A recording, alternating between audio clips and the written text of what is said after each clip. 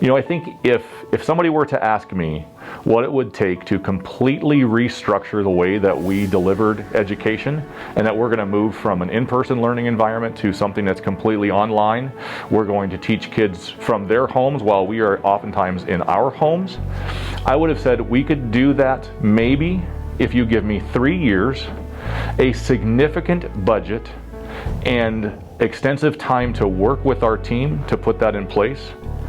We were able to accomplish that in about 4 months.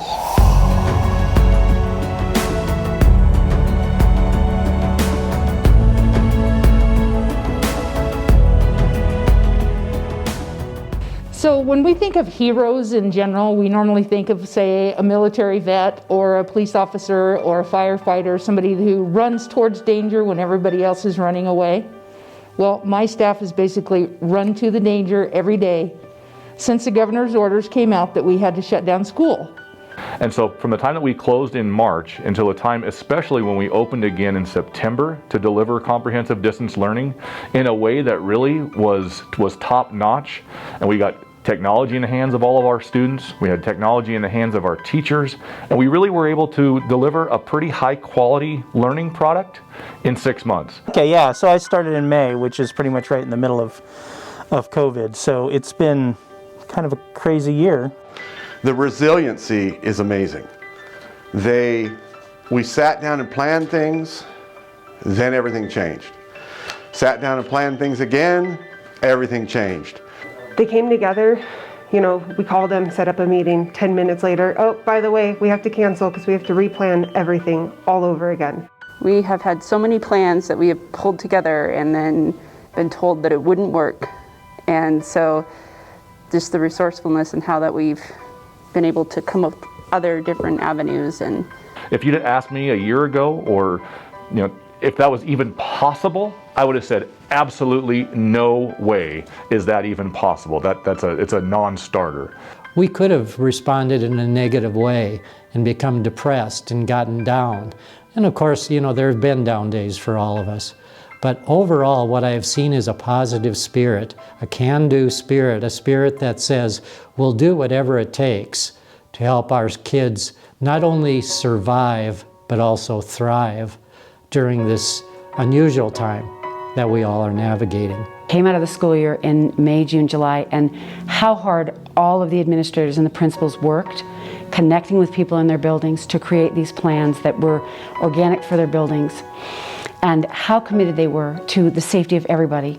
The work our department has done during the pandemic has been amazing. We've been able to increase our communication with families, and we've actually discovered we have better parent engagement and student engagement since we're able to do things virtually. Parents have expressed gratitude that they don't have to miss work to come to meetings. They can just take a longer lunch and jump into a meeting, and they're not missing their work hours. I think that we will be very proud of the work that we've done. There's 6 of us total. There's me, and then there's Will, Jake, Nick, Wes, and Crystal.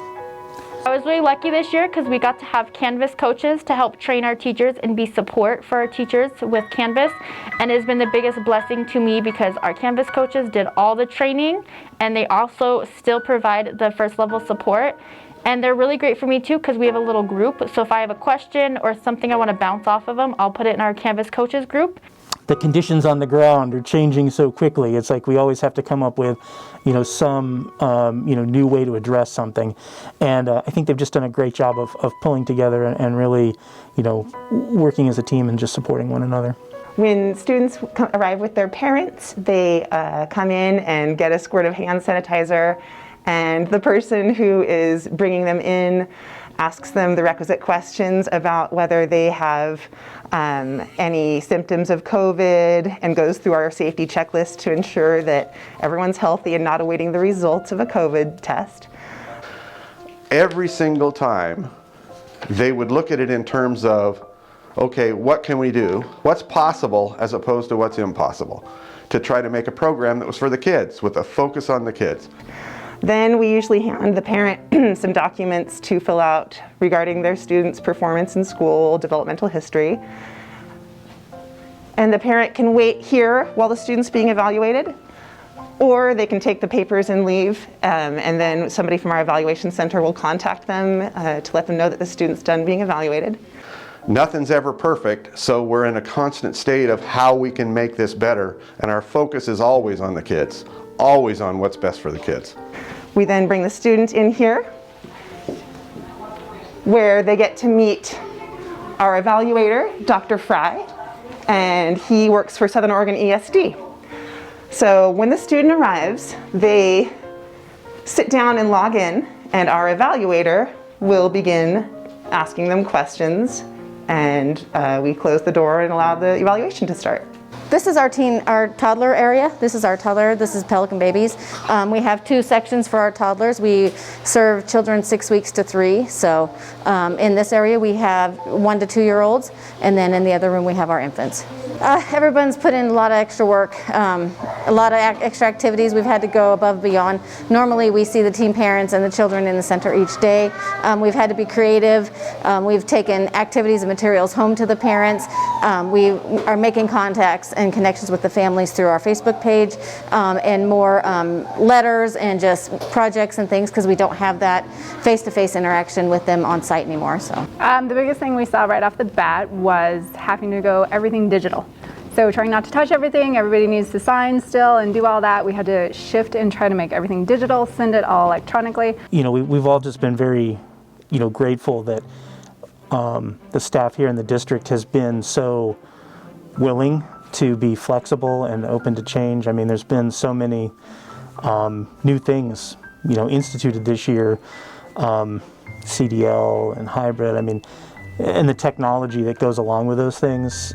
It's been a lot for all of the staff to kind of learn. Second challenge I would say was frontline. It's absent management. So district-wide, having not only our subs being able to accept absence positions on there, but also having all of our employees enter in their information so we have the ability to pull that over for payroll. That was a big undertaking.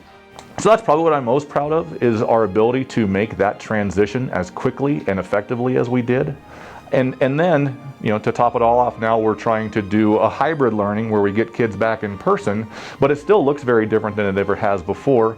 And so now that has implications on transportation and food service. So we can build a relationship by being consistent and talking with them, and by focusing on support. They just want their kids getting some form of help. Our team has really come up with some solid plans on how to be able to support everyone remotely. So the Transitions program is a program where we help students who come out with a modified diploma basically transition to adult life.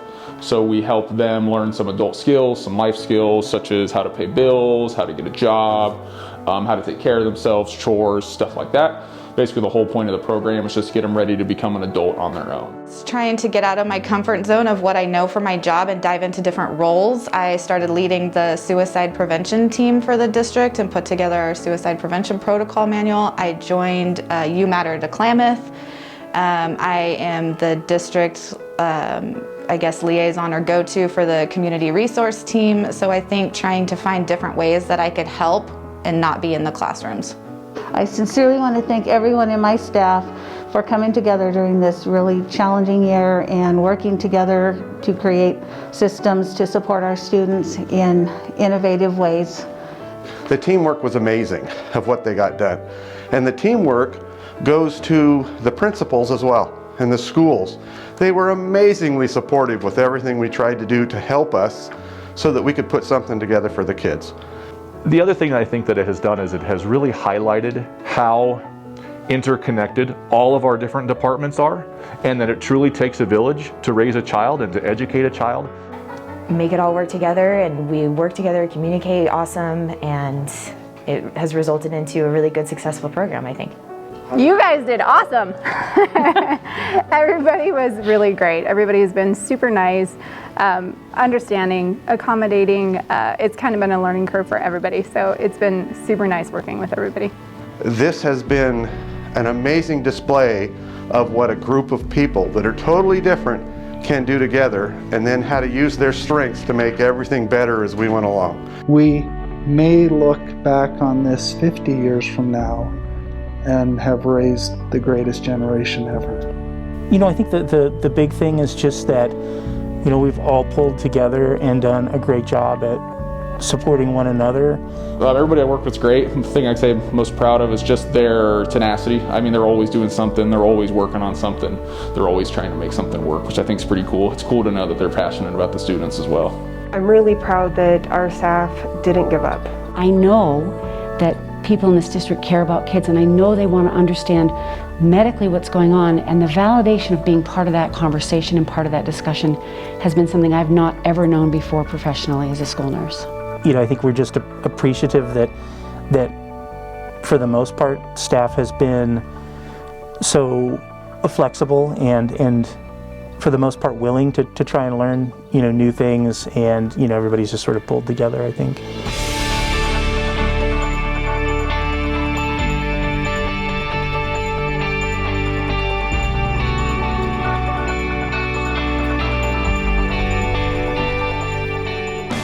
It's a testament to the hard work and the dedication of our teaching staff and our technology staff and just the entire district staff in general, and our families to be able to do that, because they bore a lot of the responsibility.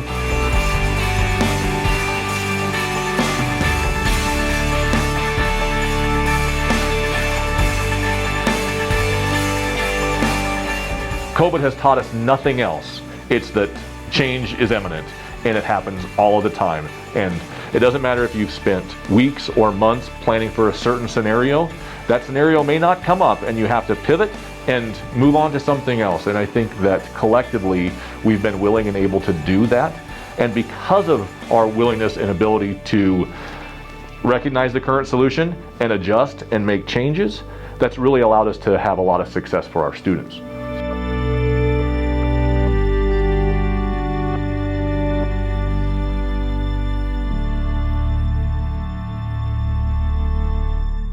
And that's why you're all heroes. And that's why all of our teams are teams of heroes. Teams that have shared their talents, have shared their ideas, and shared their service to our students and our families together. And as a result have accomplished amazing things. I will forever be grateful for all that you have done to pull together and to bring about success for our students.